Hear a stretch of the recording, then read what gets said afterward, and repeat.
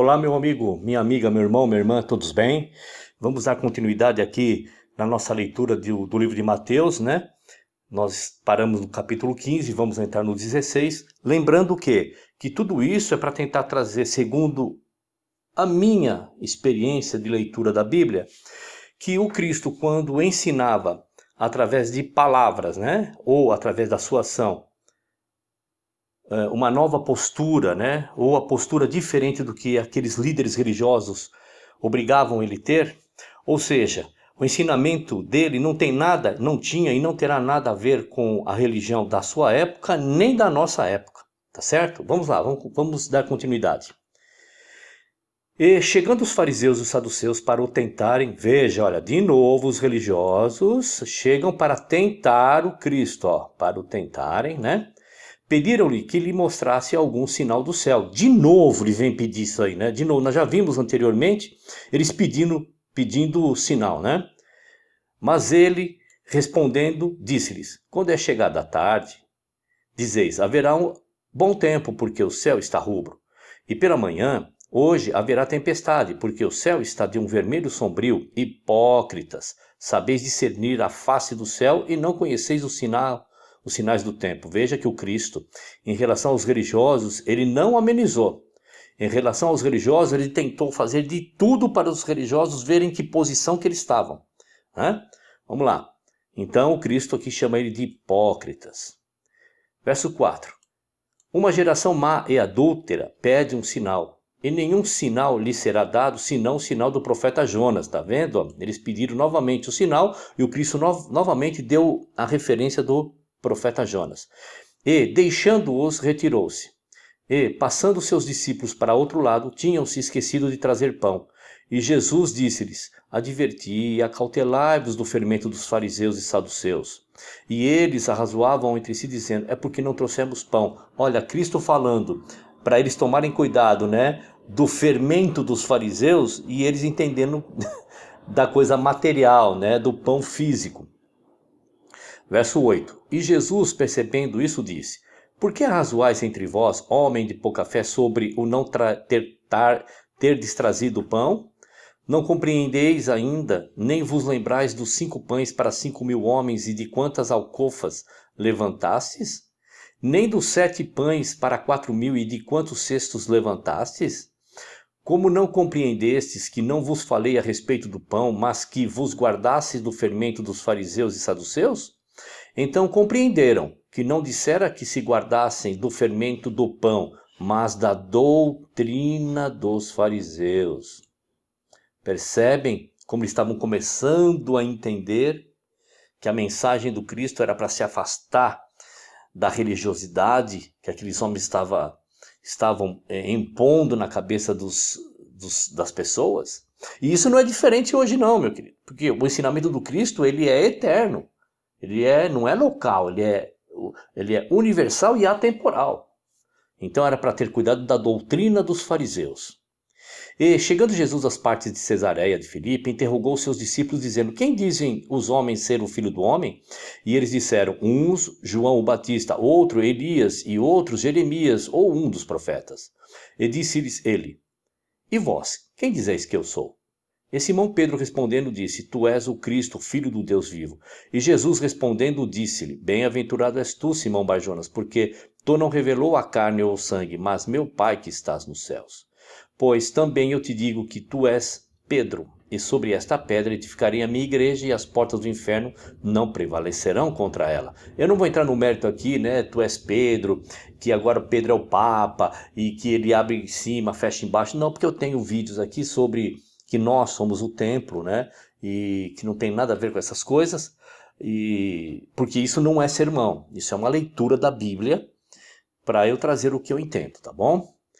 Verso 19. E eu te darei as chaves do reino dos céus, e tudo que ligares na terra será ligado nos céus, e tudo que desligares na terra será desligado nos céus. E então mandou aos seus discípulos que a ninguém dissesse que ele era Jesus ou Cristo. Desde então começou Jesus a mostrar aos seus discípulos que convinha ir a Jerusalém e padecer muitas coisas dos anciãos, dos principais, dos sacerdotes, dos escribas, e ser morto e ressuscitar ao terceiro dia. Olha, Até aqui esse verso 21 do capítulo 16, está dizendo o seguinte, que daqui para trás Cristo só estava ensinando uma nova, abre aspas, né? A doutrina correta de nós nos comportarmos com o nosso semelhante e com o Criador. E percebeu o desprezo que ele estava dando para a lei de Moisés e a religião de seu tempo, ok?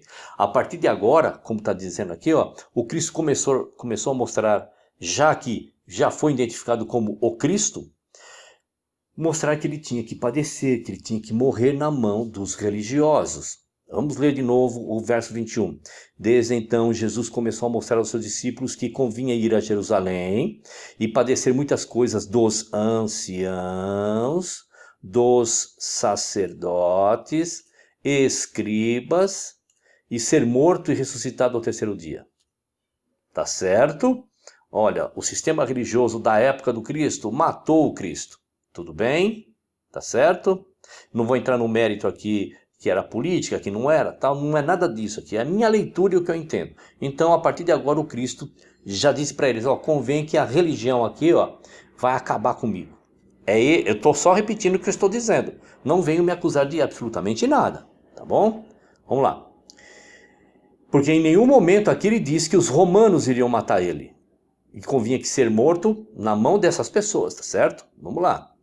Se tiver alguma coisa diferente aqui para ser lido e interpretado, não há problema nenhum. 22. E Pedro, tomando-o de parte, começou a repreendê-lo, dizendo, Senhor, tem compaixão de ti, de modo nenhum te acontecerá isso. Ele, porém, voltando-se, disse a Pedro, para trás de mim, Satanás, que me serves de escândalos, porque não compreendes as coisas que são de Deus, mas são só as que são dos homens. Então disse Jesus aos seus discípulos, se alguém quiser vir após mim, renuncia-se a si mesmo, tome sobre si a sua cruz e siga-me. No momento aí atrás, eu falei sobre cruz aí, né? Seguir o verdadeiro Cristo é tomar a cruz. Agora, seguir o Cristo das denominações, isso está tudo bem, está tudo certinho. Ninguém vai te pegar no pé, ninguém vai te excluir, ninguém vai te advertir, né? Vamos lá. Verso 25. Porque aquele que quiser salvar a sua vida, perdê-la-á, e quem perder a sua vida por amor de mim, achá-la-á. Pois que aproveita ao homem ganhar o mundo inteiro se perder a sua alma? Ou que dará o homem em recompensa da sua alma? Porque o Filho do Homem virá na glória de seu Pai com os seus anjos, e então dará a cada um segundo as suas obras. Deixa eu parar só um minutinho aqui. Ainda bem, né, que nós seremos julgados segundo a obra de cada um. Ainda bem. Sabe por quê? O nosso Criador é extremamente justo. Ele não pega o evento do julgamento e coloca todo mundo sobre uma régua só. Aí estaria todo mundo perdido. Porque a tua experiência de vida é diferente da minha, e a minha é diferente da tua, da tua, da tua. Tá entendendo? Então, cada um vai ser julgado segundo as nossas obras. Eu serei julgado segundo o que eu conheço, o que eu sei, o que eu vivi. E você também, segundo a tua experiência de vida. O porquê você fez algumas coisas, ou o porquê eu fiz algumas coisas. Isso tudo será levado em conta. Ainda bem por isso, né? 28. E em verdade vos digo que alguns há, dos que aqui estão, que não provarão a morte, até que vejam vir o Filho do Homem no seu reino. Opa! Vamos lá. Então Cristo está dizendo que alguns ali não morreriam até ver o Filho do Homem no reino do seu Pai. Temos duas possibilidades aqui, tá bom? A primeira, que é o que eu mais acredito que seja, o Cristo, quando fala de morte, ele não fala que está dormindo, ele fala de morte. E segundo o que eu sempre li aqui, principalmente nos evangelhos, o Cristo está falando daquela morte do juízo. Que alguns que estão aqui não vão desaparecer como se nunca tivesse existido lá no dia do juízo, sem que antes vejam vir o Filho do Homem no seu reino. Está entendendo? Essa é a primeira possibilidade.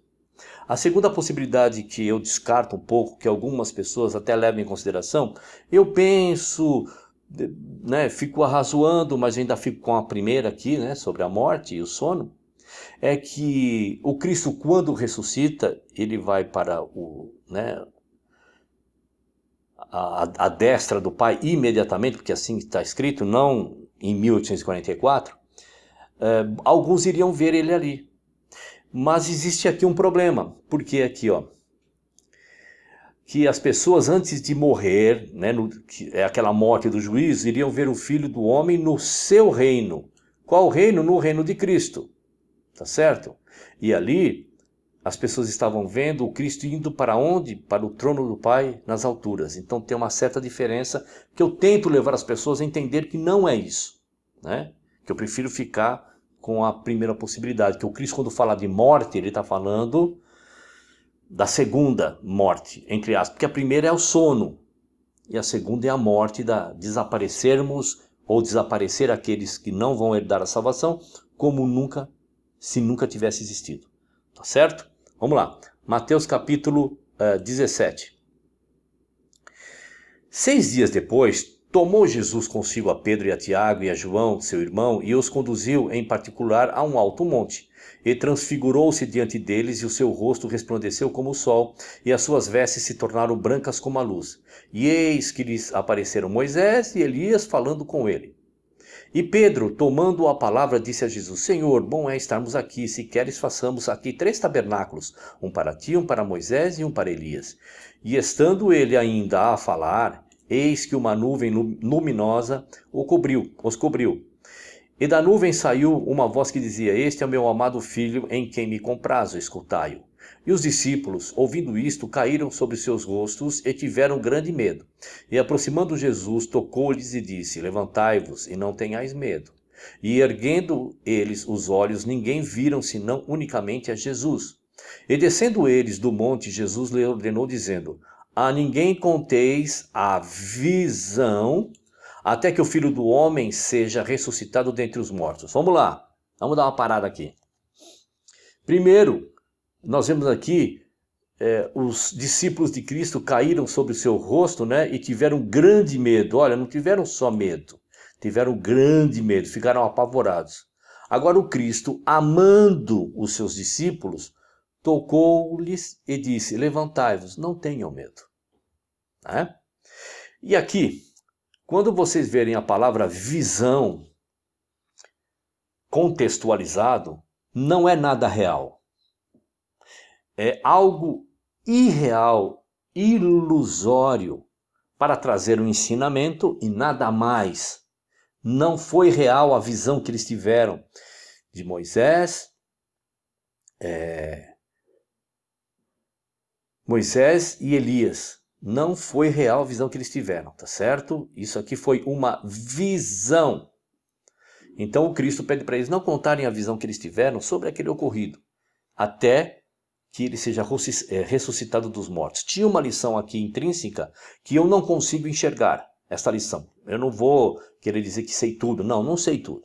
Eu não consigo enxergar qual é a lição que haveria de ter tanto Moisés quanto Elias, a lição que os discípulos de Jesus teriam em contemplar no monte Moisés e Elias. Mas o fato aqui é a palavra visão. A palavra visão aqui, meus queridos, sempre será algo que não é real. Tá bom? Vamos lá. Verso 10. E os seus discípulos, mesmo porque, deixa eu só voltar aqui um pouquinho. Mesmo porque Moisés e Elias não ressuscitaram, estão à destra do Pai. Porque o Cristo disse que o local onde o Pai está é inacessível. Ninguém tem acesso ao local onde o Pai está, a não ser o Cristo, que terá acesso pelo motivo que nós vamos ver mais para frente. Tá certo? Se é inacessível e ninguém poderá ou pode ver o Pai senão o Filho, se não o Filho e o Pai, então ninguém é ninguém. Tá? Então isso aqui é uma visão, tá bom? Vamos lá. Verso 10. E os seus discípulos o interrogaram dizendo: Por que dizem então os escribas que é mister que Elias venha primeiro? E Jesus respondendo disse-lhes: Em verdade Elias virá primeiro e restaurará todas essas coisas. E olha agora que ele fala: Mas digo-vos que Elias já veio e não o conheceram, mas fizeram-lhe tudo o que quiseram. Assim farão eles também padecer o Filho do Homem. Eles quem? Os religiosos. Tá certo? Quem é que viu Elias vir? Foram os romanos? Não. Compreende? Verso 13. Então entenderam os discípulos que lhes falara de João o Batista. E quando chegaram à multidão, aproximou-se-lhe um homem, pondo-se de joelhos diante dele, dizendo: Senhor, tem misericórdia de meu filho, que é lunático e sofre muito, pois muitas vezes cai no fogo e muitas vezes na água. E trouxe-o aos teus discípulos e não puderam curá-lo. E Jesus respondendo disse: Ó geração incrédula e perversa, até quando estarei eu convosco? Até quando vos sofrerei? Trazei-mo aqui. E repreendeu Jesus o demônio que saiu dele, e desde aquela hora o menino sarou. Então os discípulos, aproximando-se dele, de Jesus em particular, disseram: Por que não pudemos nós expulsá-lo? E Jesus lhes disse: Por causa da vossa incredulidade, porque em verdade vos digo que, se tiverdes fé, como um grão de mostarda, diríeis a este monte: passa daqui para acolá, e há de passar, e nada vos será impossível. Mas esta casta de demônios não se expulsa senão pela oração e nem pelo jejum. Também não vou entrar no mérito aqui, que estas castas de demônios se expulsa senão pela oração e pelo jejum. Esse jejum aqui, se a gente for lá nos códigos sináiticos, não tem, tá certo? Vamos lá, vamos continuar. Ora, achando-se eles na Galiléia, disse-lhe Jesus: O Filho do Homem será entregue nas mãos dos homens, e matá-lo-ão, e ao terceiro dia ressuscitará. E eles se entristeceram muito. Deixa eu só parar um minutinho aqui. Quando o Filho do Homem, ele diz aqui que o Filho do Homem será entregue nas mãos dos homens, ele está dizendo o quê? Que ele será entregue na mão da humanidade, de toda a humanidade, ou será entregue na mão dos líderes de Israel? É óbvio que está falando dos líderes de Israel, tá certo? É óbvio isso, você sabe, eu também sei. Se aqui a palavra homem aqui é nação de Israel, porque lá em Malaquias diz assim, eu estou entrando no mérito do dízimo, tá bom? Roubará o homem a Deus? E lá os líderes religiosos querem dizer que está falando de toda a humanidade. Não, está falando povo de Israel. Ou então quando é dito lá em Davi, se eu não me engano, o dever de todo homem é guardar os mandamentos, agora estou falando dos mandamentos, por que que aqui a palavra homem está na conotação de Israel? E agora lá em Davi eu tenho que entender que é toda a humanidade. Não, aprendam uma coisa, meus queridos. Não comigo, e sim com o que está escrito, tá? Porque eu também tenho muito que aprender. Quando você vê a palavra homem, quando Cristo diz assim, porque o Filho do Homem, você leu aqui comigo, e vamos ler mais para frente. Ele está querendo dizer o quê? Que o Filho da humanidade? Não, o Filho de Israel. Tá? Então a palavra homem aqui é a nação, está falando da nação de Israel. O dever de todo homem, Davi diz, é o dever de todo hebreu. Porque roubará o homem a Deus, roubará os hebreus a Deus. E aqui, nas mãos dos homens, na mão dos líderes religiosos hebreus. Tá certo? Vamos lá.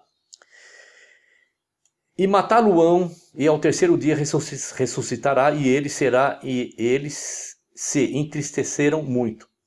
E chegando eles a Cafarnaum, aproximaram-se de Pedro os que cobravam os dracmas e disseram: O vosso mestre não paga as dracmas? E disse ele: Sim. E entrando em casa, Jesus lhe antecipou, dizendo: Que te parece, Simão? De quem cobram os reis da terra os tributos ou o censo? Dos seus filhos ou dos alheios? Está dizendo o seguinte: de quem que o rei manda cobrar dinheiro?